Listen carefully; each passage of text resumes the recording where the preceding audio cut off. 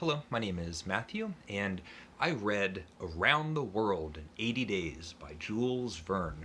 And this is my first time reading anything by Jules Verne. And I absolutely loved it. I thought it was a terrific adventure story, and in a lot of ways, much better than it has any right to be. This is a book from the very first few pages, or even the title. This is my cover. I read it on my ebook. Um, Around the World in 80 days. And so you know everything that's going to happen almost as soon as you start reading it, or just reading the title. There's going to be a globe-trotting adventure. Um, there's going to be some eccentric character that's going to be racing around the world, going to different locations. There's going to be mini adventures and side adventures. There's going to be setbacks, and at the very end of it, the main character is going to succeed. It's that sort of story, and you get that kind of feeling. And knowing everything that's going to happen in advance does nothing to spoil the enjoyment of reading the book. We have these fantastic, interesting characters.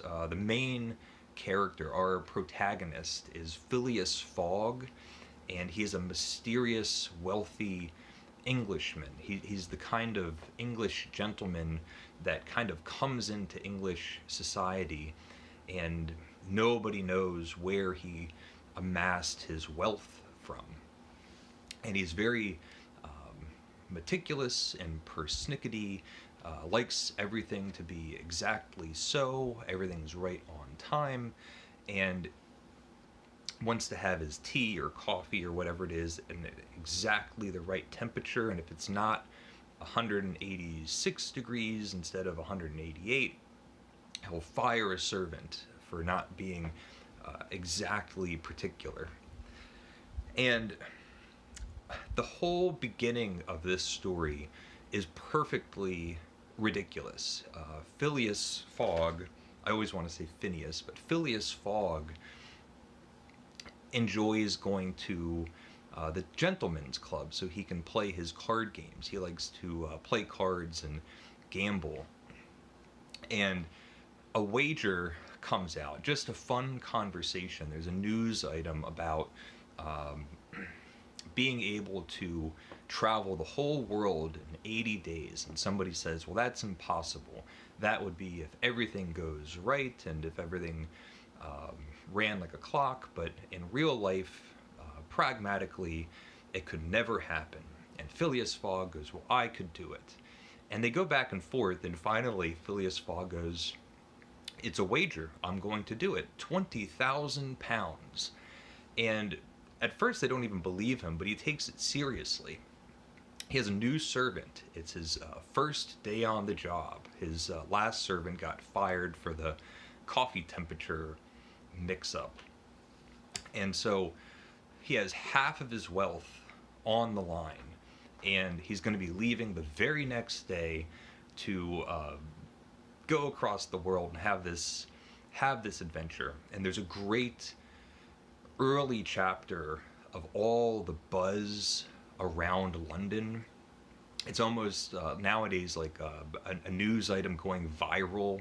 Everybody's talking about this mad man who's going to go on a globe-trotting worldwide adventure to circle the globe. He has 80 days, and it's going to be Phileas Fogg and his servant, and the servant's name is Passepartout, or something like that. He's a French servant who has sort of comedic pitfalls that throughout the story create setbacks, and he's a foil to the ultimate goal of this wager. And immediately, like the very next day, off they go. And Phileas Fogg is almost like this, has like superhero heroic powers of knowing exactly what's going to happen, and he was able to very quickly come up with a plan, and he knows all the train schedules and when all the steamers are leaving, and he knows everything somehow. And off they go, and the adventure goes from London to Egypt to Bombay, India, to Calcutta, India, Hong Kong, Singapore, Yokohama, San Francisco, New York, back to London. That's their itinerary, and they're going to be taking trains and boats and ocean liners. And while they're going, Jules Verne is giving these interspersed, amazing descriptions of the travel log, the world that they're seeing, and you get a picture of India and a picture of Egypt, and then India, and then China and Japan, crossing the oceans. All the while, early on in the book, Phileas Fogg just wants to play his cards, and so if he's on a train, he's not even looking out the window. He doesn't seem to care about the world around him. He just wants to play his cards and win his bet. When they're on the ocean liner, he doesn't come up to see the ocean or the sky. He just stays in his room, and off they go. Now, there's a development because there was a great bank robbery in London right before this wager was made. And there's this other character, Mr. Fix, and he is a police inspector. He puts two and two together and thinks that Phileas Fogg, this mysterious wealthy man, must be a gentleman burglar. And he's going to chase Phileas Fogg throughout this worldwide adventure to try to capture him and arrest him for this bank robbery. And so this adventure, this wager, turns into a race. And so we have Mr. Fix hot on the tail of Phileas Fogg and his sidekick, valet, servant, Passepartout. And they go along, and there's setbacks. The train line cuts off. There's no more rail. It wasn't built the way that it said it was in the itinerary. And one of the great characteristics of Phileas Fogg is that he is unflappable. No matter what comes up, it's almost like he has it written in his book that it's part of the plan. No problem. And there'll always be some solution. And so the rail runs off, and they take an elephant. They buy an elephant, and go through, I think it was India, on the back of an elephant to get where they need to go. It turns out that the solution to every problem in the book is always money. There's nothing very clever that ever comes up. It's just, well, we can buy our way out of this situation. There's a side adventure where they're somewhere in Asia, I think, and they come across like a virgin suicide or a virgin sacrifice that's about to happen, and uncharacteristically, Phileas Fogg decides we need to save the young girl who's about to be sacrificed. And so they have a side adventure, and then they have a new girl with them, and the group of people that's traveling gets a little bit bigger. And Mr. Fix, the police inspector, while they're going along, he's wiring these warrants for Phileas Fogg's arrest while they're still in, I guess, English territory, or areas that someone can still be arrested for doing something in England. And each time Phileas Fogg and Passepartout and the other woman, they always have a getaway and they escape before the warrant gets there. And then finally, Phileas Fogg's outside of the jurisdiction of English law. And so now Mr. Fix decides, well, instead of trying to capture him and bring him back to London, he now has to make sure that he succeeds in his wager. If he can't get him back to England, he has to go all the way around the globe and make sure that he gets there. And there's pitfalls and they'll miss a ocean liner, and so they have to take a little speedboat across the sea, and there's a typhoon that happens to be blowing in the same direction that the little speedboat needs to go to. And they go from Japan all the way over to San Francisco. And unintentionally, it's kind of funny because San Francisco is described as this rough and tough brawler town, the rough, tough town of San Francisco.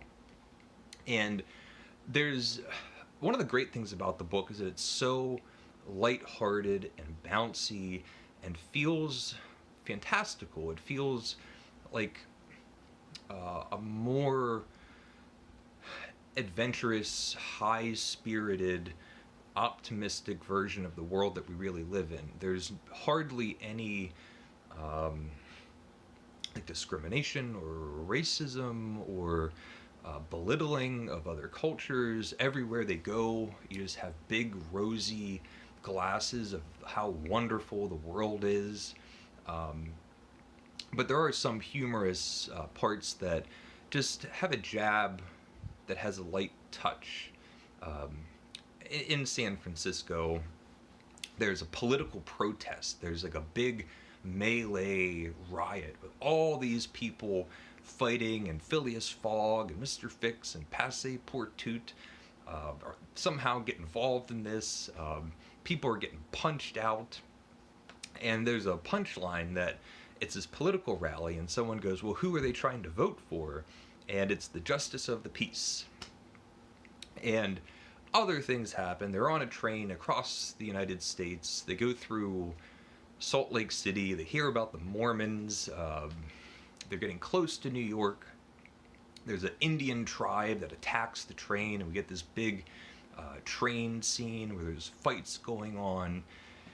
And they get to New York, and they've missed the ocean liner, the last ocean liner to get back to London. There's no way that they can get there in time for winning this bet. And they go off somewhere else. Of course, they get a boat. They get some other boat that's going to Bordeaux, and Phileas Fogg just wants to rent the boat like he's been doing through this whole adventure, paying everybody off with money and getting what he wants. And the captain of the boat is unmoved and just says, no, we're not going to, I think it was Liverpool, we're not going to London or Liverpool or whatever, we're going to Bordeaux. And Phileas Fogg agrees. Off they go. He immediately captures the captain, throws him in the tank or whatever, and commandeers the ship, only to find out that he doesn't have enough coal to get to London. They only brought enough coal to get to Bordeaux, and so they're in the middle of the ocean, realizing that they're going to become stranded in the middle of the ocean. Phileas Fogg pulls the captain out, and there's a big scene where he decides that he's just going to buy the boat for an astronomical amount of money. The captain has to agree because the boat's old and it's just a great deal, even though he's angry. He consents. And then Phileas Fogg is ripping off the boards, and he's burning the boat. He's taking the masts down, ripping furniture apart, throwing everything in this, whatever it is, the oven furnace. And he makes it to London, and he doesn't get there in time. He gets arrested, gets thrown in jail, and we're at the last few pages, and so the twist ending, if there is one, because you know exactly what's going on. They went around the world in the opposite direction of how the world spins, or whatever. So by the time they got to London, they've actually gained another 24 hours. So he's actually there 1 day in advance. He made it in 79 days instead of 80. It's a big, big reveal. He's won the wager, and he doesn't so much grow as just contradict his original character. This man that just, Phileas Fogg, this eccentric that only cares about the bet. He stays in his room, doesn't look outside. Now he's in love with the girl that they saved, and he's like this hero. And the book has like some little issues maybe, but it was such a pleasure to read. I absolutely loved it, and I want to read all these other books that I've heard about my whole entire life. Journey to the Center of the Earth, to the Moon, whatever that one is, 20,000 Leagues Under the Sea, and he's French. It's a French writer I've never read, Jules Verne. Incredible. So I absolutely loved the book. A pure, entertaining romp, escapade, just a joy. A wonderful, fast-paced, kind of popcorn book. I loved it. Much better than I would have expected. I thought it might be good and fun. Much better than that. So, that's my some of my thoughts. I mostly just went through the plot, but it's great. It's such a great book. Around the World in 80 Days by Jules Verne. Let me know if you've read it. Let me know if you've read anything else by Jules Verne, if you have any recommendations. Thank you for watching, and leave a comment if you would like, and take care.